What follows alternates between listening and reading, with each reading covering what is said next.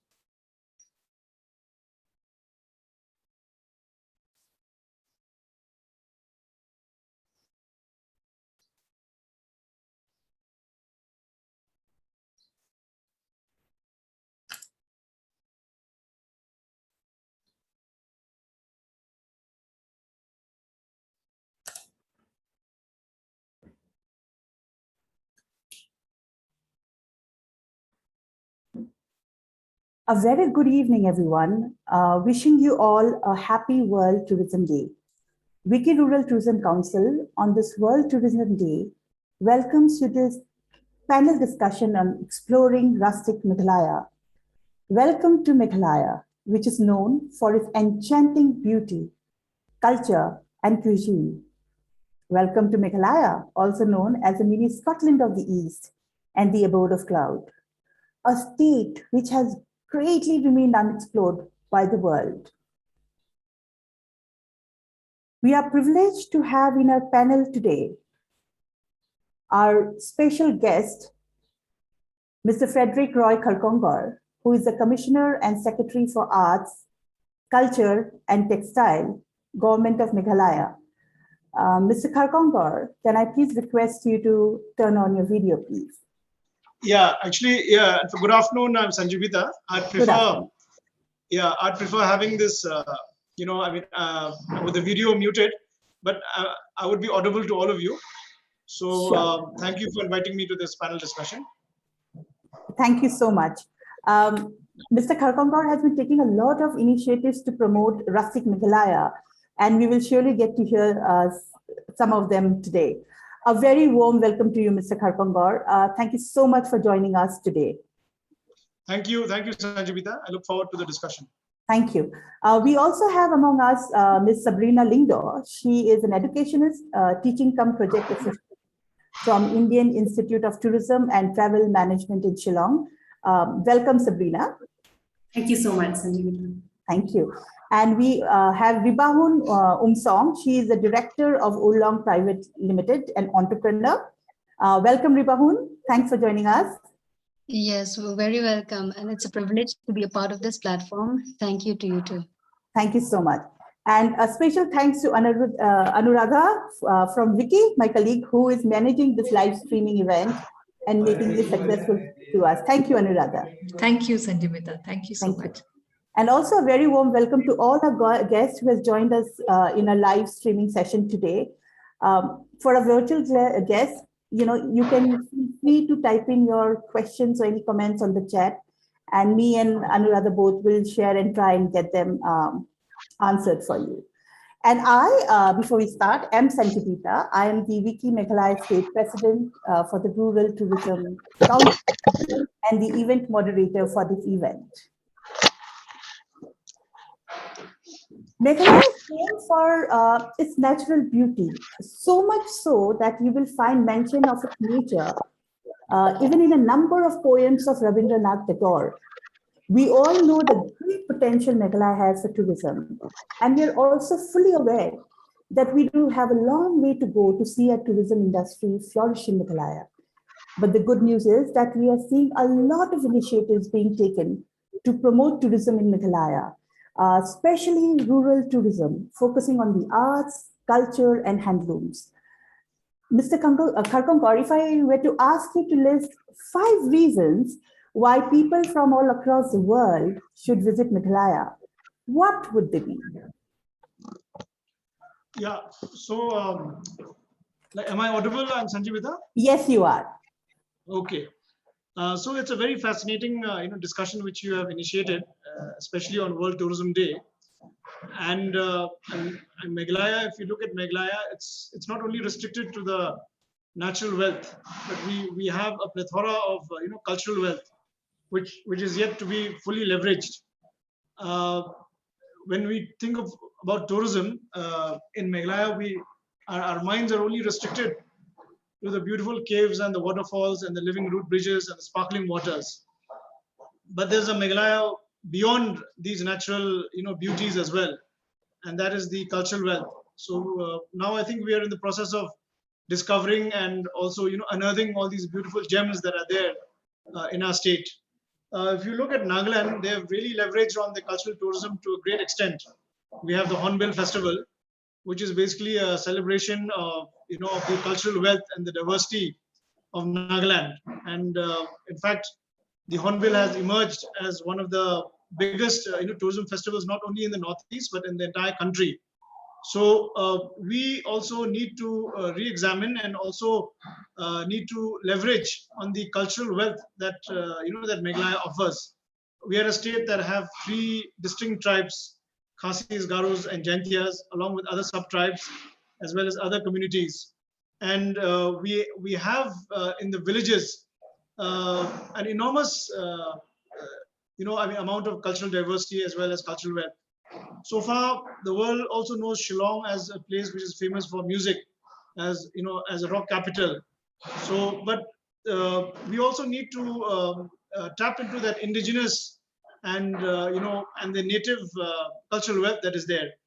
Of late, I think you must have heard of Kongthong, which has earned its name as one of the nominees of the of the government of India. I mean, of the Ministry of Tourism, as one of the nominees to the UNWTO, to the United Nations World Tourism Organization. So Kongthong, with its unique song, it's a song village, it's a whistling village, and a lot of people have gone to visit it.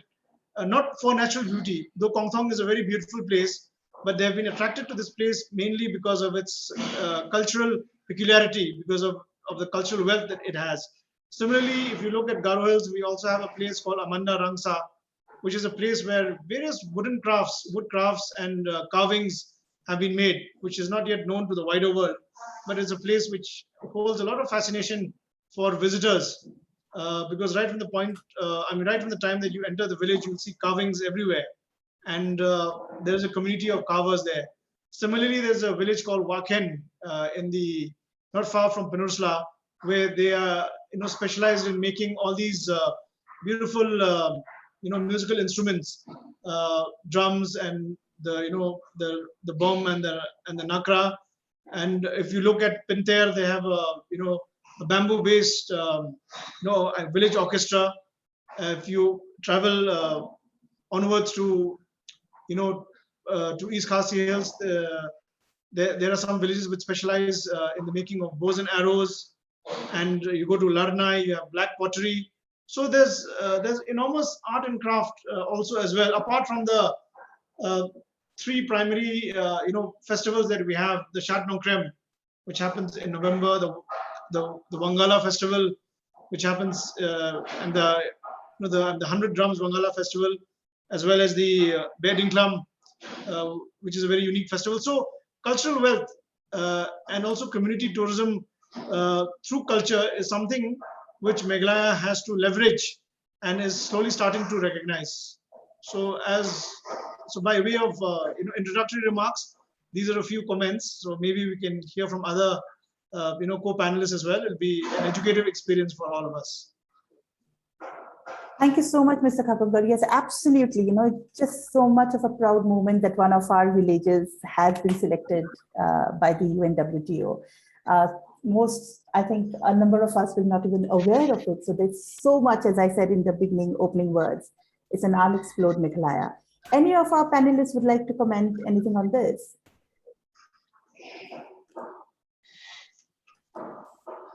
Sabrina. Yes, I think Sir has rightly mentioned that we have a plethora of wealth with regards to tourism, and it's not only about the caves and the living root bridges. It's also about the culture, which is very much prominent. If you can you can see from, right from the dances and the things which has mentioned already, are something which are unique in itself, and these can be actually packaged as a product, and which can attract people from other countries and other states of the country as well.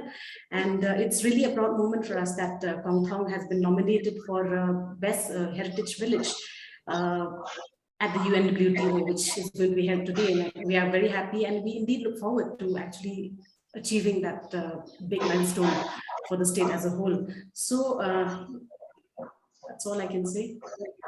Thanks, Sabrina. Totally agree with you. And it's been so enriching, Mr. Kharkongor, just to hear about the cultural wealth that we have. People generally, when we talk of Meghalaya, people just talk about Cherrapunji, Sora, a few of the spaces, but the real wealth is where our rural areas are. And I think it's so important to just make sure that we promote that. So coming to that, would you like to share, Mr. Kharkongor, some of the initiatives our Meghalaya government has taken to promote the rich heritage, arts and culture and rural tourism of Meghalaya? Well, there have been many interesting programs that have been organized over the past few years.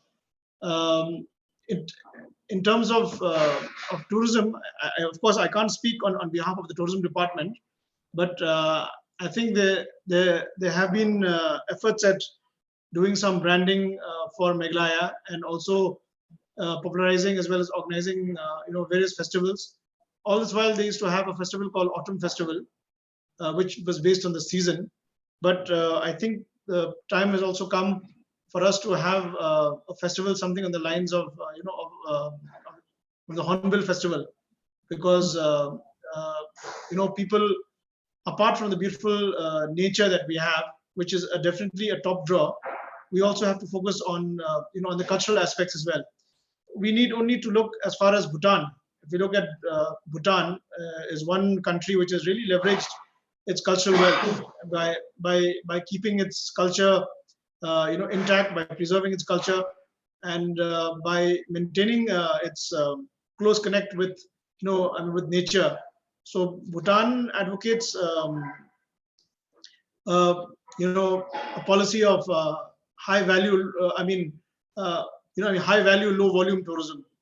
So maybe for smaller states like ours, where too much footfall may also cause damage to the environment, that may be one way of also addressing the tourism package, is that we should have high volume, high value, low volume tourism as well. And apart from that, over the years, the government has also built a lot of they have done partnership with a lot of communities to build and sustain tourism communities. They have also partnered with some private entrepreneurs in sort of outsourcing a few of the tourism properties for the management of these tourism properties, and also subsidies are also there.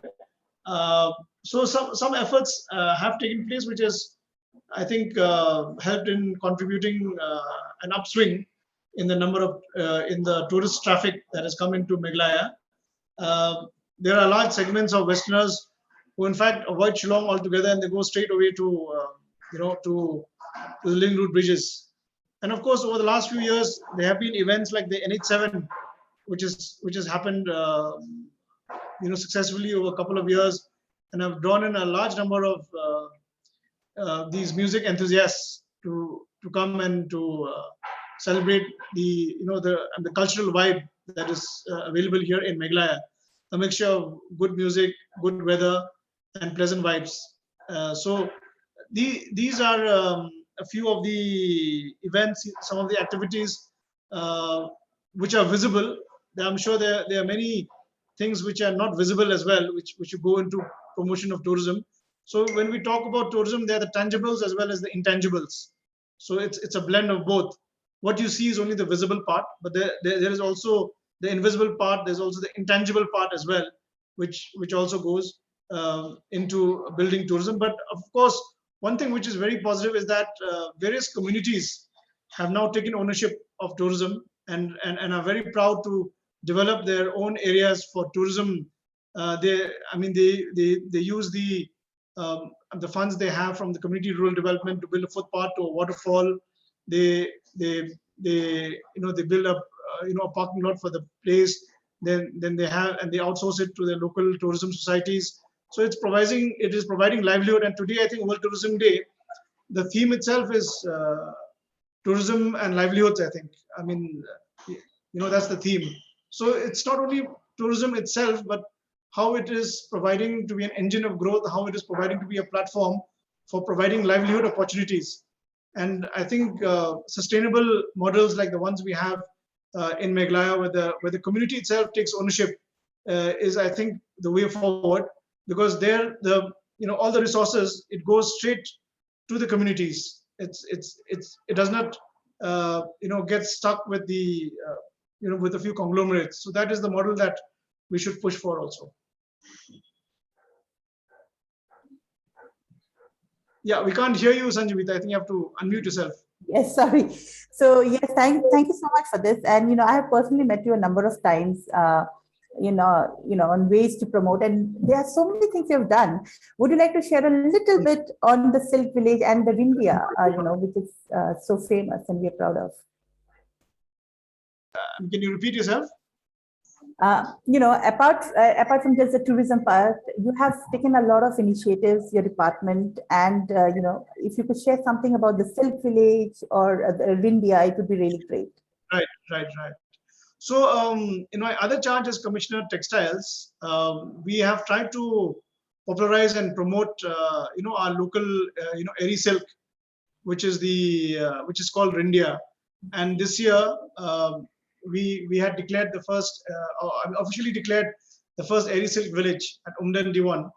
And it's amazing to see that these 700 plus households, how they've benefited. And there's from farm to fiber, fiber to fabric, it's all done 100% by them, and it's organic, organic dyeing of the silk that is, that has been there for ages, and we have had a lot of visitors coming, but for the lockdown, but we would have had some more visitors, but a lot of well-known designers like Shane and Falguni Peacock, who have designed for Hollywood and Bollywood, they were here just before the lockdown. And just last week, in fact, Mr. Prasad Bidappa, who is a well-known name in fashion, had also come and expressed interest on doing some more work on the the airy India. And we have also branded it, and we call it From Thread to Trend.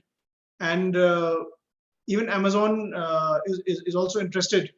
There's a online portal called Spotlight Northeast. So we are in discussion with the Northeast handicraft and handloom corporation to sort of get our products onto the e-portal. So when it comes to India and the textiles, I think there is a new love and a new recognition for India, not only being a village product, but also being a fashion and a lifestyle product. And we hope with the setting up of this airy silk village, there'll be more interest. We are in the process of setting up a DIRC also there, a Design Innovation Resource Center, which we are partnering with the NIFT, with the National Institute of Fashion Technology. So we hope that by year end it comes up, and then this will also be a one-stop shop where you can see the various weaves of the village. At the same time, it will also provide resource. It will also provide some interesting glimpse, as well as be a platform for innovation with the with the students of NIFT coming in and contributing their their designs. Just this morning, in fact, from the Ministry of Technology, Information Technology, they had come to meet me, and they were very keen to start something on computer-aided design, CAD. So I'm sure with all these efforts in place, and also yes, there's an integrated textile tourism complex also coming up in Nongpo, which the ministry is supporting us. So that will also come up shortly, and I'm sure that all these efforts will contribute substantially towards promoting textile tourism as well especially in Ribahun. But we have other areas also in Garo Hills, in Jainte Hills. Then we have this Kneng embroidery, which is in Shela, which is very unique. And it was a dying art, but it was revived. And we had a program there on National Handloom Day. So there are lots of interesting pockets where these kind of activities are taking place. And we hope that from small steps, they will, gather momentum. And there'll be much more interest and much more spotlight on these activities. It's so happy to know, and so you feel so good to know that so much is happening, and we have this wealth of things going on. And congratulations on all the initiatives, Mr. Kharkongor. We hope to see much more of it.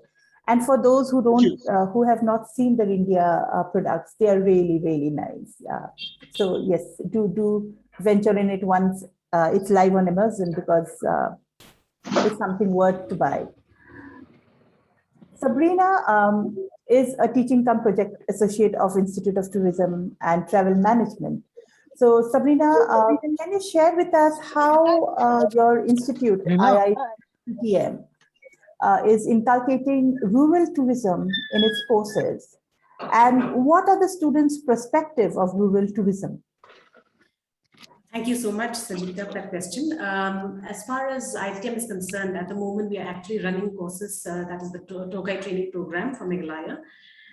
It's actually a scheme under Ministry of Tourism, which is the Hunar Se Rozgar scheme of Ministry of Tourism, Government of India, free of cost. And it's a 3-month course, wherein we teach students, we impart them on the knowledge of tourism. And basically, rural tourism is something which is very much important, because as far as Meghalaya is concerned, you cannot deny the fact that Meghalaya is all about the villages. It's famous for Cherpunji Sora, which is a rural area, and it's also famous for Nong. It's also famous for Wakhen, Umngot, and all these places. So since we draw our tourism potential from the villages, and it is very important to inculcate a sense of good knowledge about our villages and all that. So we have a separate subject on rural tourism, wherein we teach the students about the various rural tourism resources. The various caves. We have a particular subject on cave tourism as well, wherein we invite people from the Meghalaya Adventure Association to teach our students on, about caving and how to, the various equipments that are used for caving and things like that. And then the different caves in Meghalaya, it'd be very interesting to know that we have more than 1,000 caves, and almost 800 has already been explored. And so it's very important to teach them about the different caves and how to enter a cave, what are the different equipments to use, and cave tourism as a whole. And it is also very interesting to note that most of our students are actually belonging to the rural areas of the state. Most of them come from Sora, they come from Pinursla, they come from places like Maukurwad, and then Ribahun and things like that. So, and so far we have trained almost 3 batches, and the first batch, as far as the first batch is concerned, all of them are actually engaged in tourism. They are either freelance tour guides, and they've started their own tour operation companies. And most of them are actively engaged in the tourism sector. Most of them have explored different places. Recently, one of our students was also highlighted in the news because of his recent expedition to a particular waterfall in Mountain Village, which became very famous because of his exploration. And it was everywhere in the news, and he had actually made use of social networking sites like Facebook and Instagram, etc., which is very famous nowadays. Everything spreads like wildfire on the internet.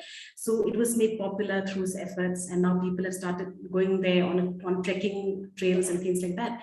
So rural tourism is something very important to IITM, and we have been training students basically, most importantly, on rural tourism, and of course all the other aspects of the potentiality that Meghalaya has as far as tourism is concerned.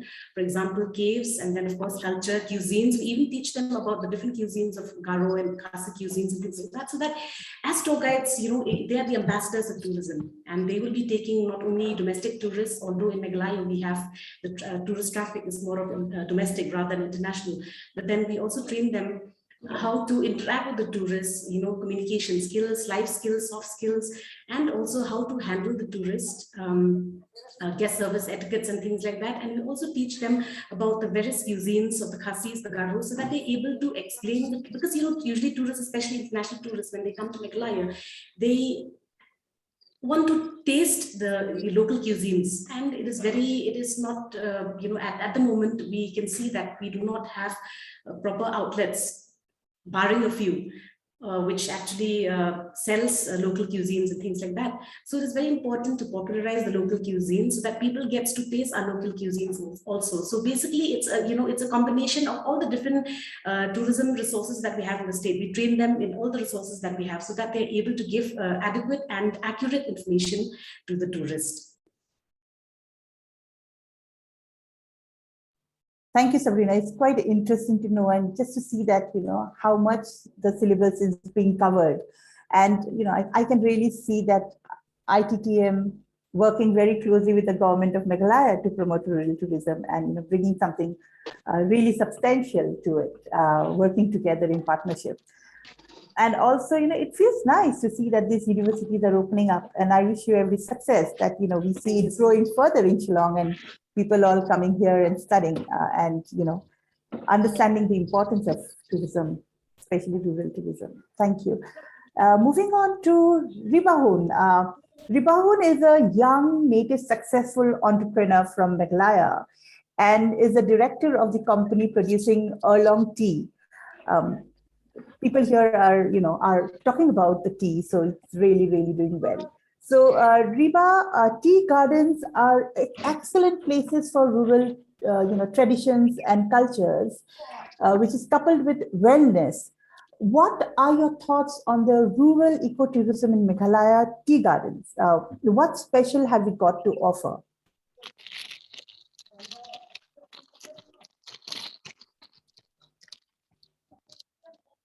Riba, you are muted.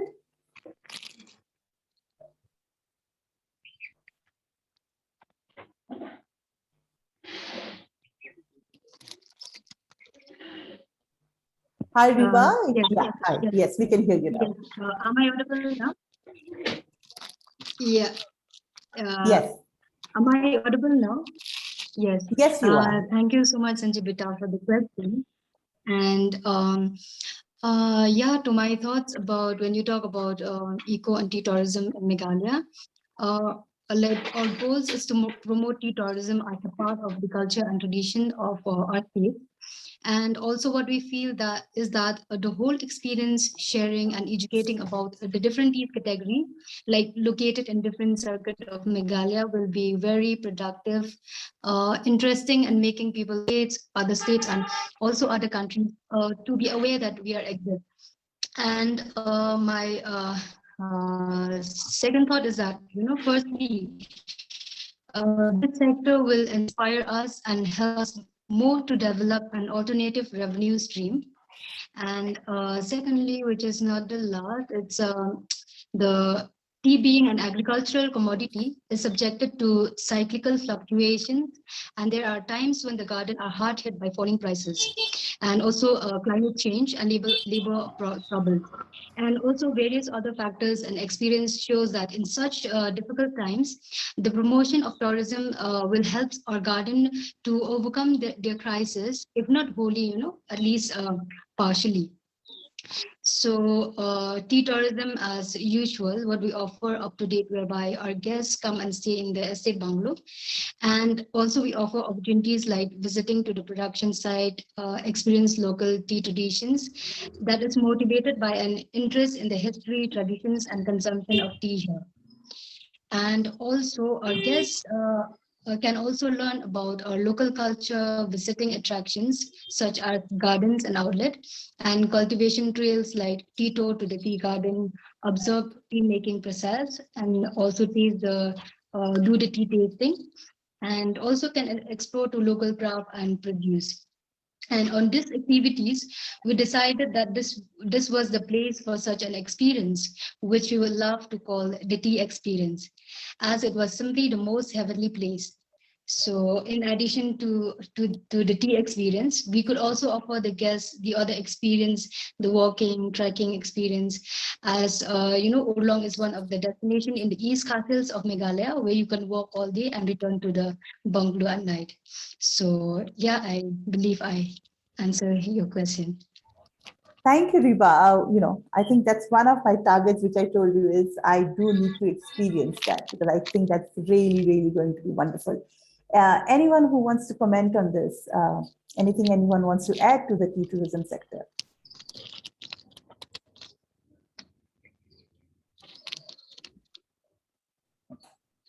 I think tea tourism is very much, it's picking up. It's one of the most emerging tourism resources in the world right now. And tea gardens not only gives you a beautiful scenic panoramic view of the tea garden, but actually it also gives you opportunities for cycling trails. Most of the tea gardens across the world, they are used also as cycling trails and some other adventure activities. So it has not only potential for tea tourism as such, but potential for adventure tourism, like soft adventure, like cycling and things like that. So yes, tea tourism will be something that will add more value tourism to Meghalaya, since we have lots of tea gardens coming up and we have lots of tea gardens across this state as a whole. Yes, and it feels so wonderful when we've grown up, we have heard of Darjeeling tea, Assam tea. I think Now we'll be hearing of Meghalaya tea. Someone's on mute. Yes, so thank you for that. Just last week, Sabrina, we met, Ribahun, we met. We were very lucky to be a part of this. It's a all women's entrepreneur program, which was done, in collaboration with the US consulate, and we are part of the entrepreneurs going for the training. And it was a 2-day workshop, and it was so wonderful to see so many women entrepreneurs in Meghalaya. Yes. And everyone wanted to do the passion to do something. If it's not just Meghalaya, we also were fortunate to have candidates from Assam as well. Yeah, and the pitch they were making for the business was really, really nice. And you can just see that how the perspective of people have changed. People are now looking at becoming entrepreneurs, and how close it is to their heart, their own state, which is really, really nice. And just in connection with that, Mr. Kharkongor, can you tell us a little on how the government of Meghalaya is supporting startups and MSMEs in Meghalaya, who are focusing on rural handicrafts, handlooms, local produce, and homestays? Yeah, so am I audible, Sanjibita? Yes, you are. Yeah. Well, I can't talk much about tourism because I'm not looking after tourism, but I'm sure that there will be some subsidies which are being offered by the department. Mm-hmm. But in terms of textiles, we do support through kind of revolving grant, as well as we buy the products of the the handloom and the handicraft, and we also market them at our at our outlets at MegTex. We buy the yarn, and also at the same time. Yeah. Am I audible? I think Sanjibita, you've muted yourself. Yeah. Okay. Yeah. So we also try to do brand. Try to do marketing for them, in the sense that we've evolved a brand called Rindia, which I shared with you last time when you had come to meet me. So that brand gives them a kind of visibility also. So this we do for those societies which are still in their infancy, which are still in the nascent growth.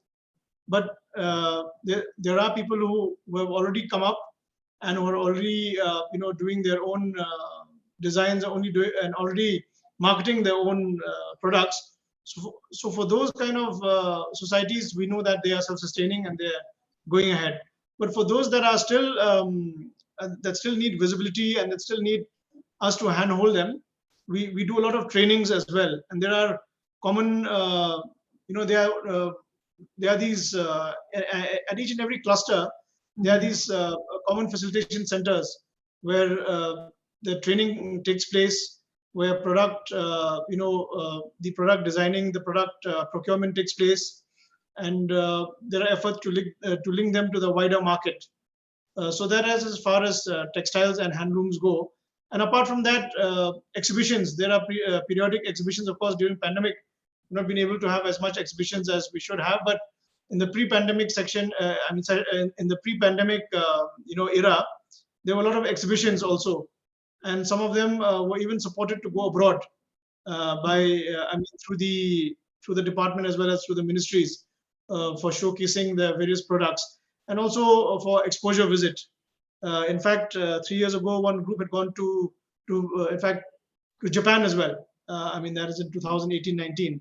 So apart from exposure, marketing, visibility, supply of the of the yarns, then giving them of looms. I'm giving looms. So as well as networking. So these are some of the kinds of assistance that have been extended in the textile sector. You talked about MSMEs. There could be some other organizations who would also be supporting things like Lakadong turmeric and all those various kinds of local products. So that I think the agriculture department will be able to give you more, much more insight. I'm just restricting myself to the textile sector. I wouldn't be able to comment much on the other sectors, but I'm sure that there are programs and there are schemes in place to assist them and to also try to build capacities amongst them. Thank you so much, Mr. Kharkongor, for the information. It's been really helpful. And yes, we are planning to hold a virtual meet with the agricultural department on the various schemes that are there for entrepreneurs, especially with manufacturing, so that people find it easier to open their own startups.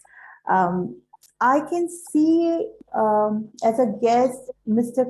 Krishna Mukherjee and Tessa. Anyone wants to speak up or share any views or ask any questions?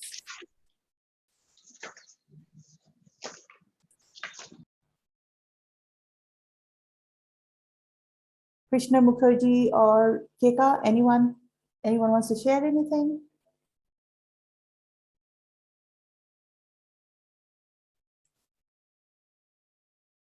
Okay, Anuradha, you have been a silent listener behind the scene on the discussion today. How do you think, have you been motivated to be visiting Meghalaya again? What stood out for you today?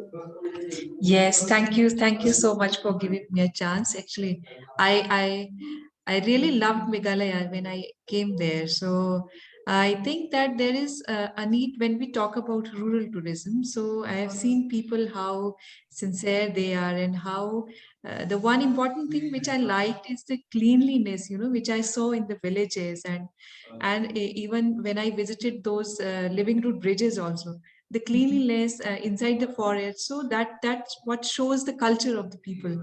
So it's really beautiful, and it should be promoted a lot. And as you told about women groups, so it will be good if you give like government side, and there are schemes which supports this rural tourism. So that's going to be very good for the livelihood opportunities and for the beauty of. I really want to visit again and again Meghalaya. I love, as I told you, that I've been there for 1 week, and I enjoyed the beauty. So that's from me. We for rural tourism, we need a booster from everywhere. So absolutely. Thank you, Anuradha. And just to say that she's from Shimla, right? Another Yes. beautiful place. So, that compliment coming from someone from another beautiful place means a lot. So thank you so much. And we look forward to welcoming you to Meghalaya and show you some of the unexplored places. Thank you. Thank you so much. Thank you. Any last thoughts from you, Mr. Kharkongor, before we wind up? Yeah, so Sanjibita, I think we should look at the theme of the World Tourism Day today, which is in fact about livelihoods. So yes, whatever activity that we do through tourism, we should find as well as explore through the activity in what way this can enhance livelihoods. Because at the end of the day, what is most important is livelihoods and livelihood opportunities. And so we need to think about how do we leverage rural tourism for enhanced livelihoods and for enhancing livelihood opportunities. So my parting thought is that, because at the end of the day, it will be meaningful only if we are able to link them to livelihoods. It's right. So that's my parting thought. Absolutely. Thank you so much. And totally agree with you. And, all assurance from Vicky, Rural Tourism Council, and also from my company, TLT Services, on however we can help the Meghalaya government, ITTM, and entrepreneurs like Ribahun to, be more successful and take it forward and reach out to the world, not just to India. With that, I would like everyone to please switch on your video once so that we can just take one photograph of the group, if that's possible. Would you mind if I correct you, sir? Actually, this year's theme is tourism for inclusive growth, not livelihoods.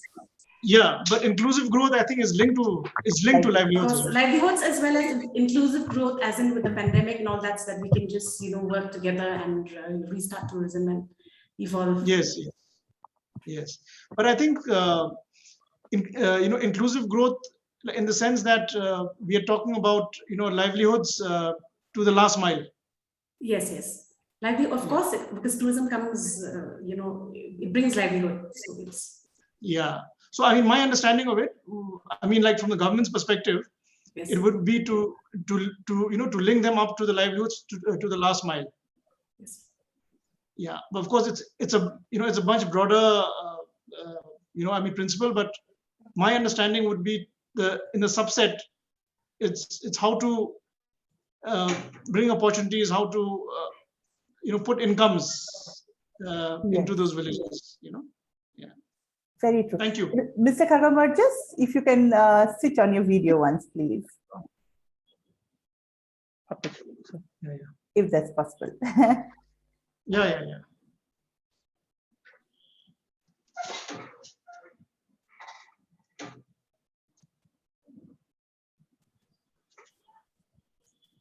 Thank you so much. Yeah, it was a pleasure having you. Thank you so much for taking your time from your busy schedule. I look forward to meeting you soon and taking up some more projects with you and some more virtual meetings. So thank you, Mr. Kharkongor. Really appreciate it. Sabrina, thank you so much. Riba, thank you so much. Anuradha, thank you so much. And we have Mr. Mukherjee and Kaka. I don't know who the person is, but thank you so much for joining us. And I'm sure we welcome you to our next session. So thank you so much once again. Thank you so much. Bye-bye. Thank you.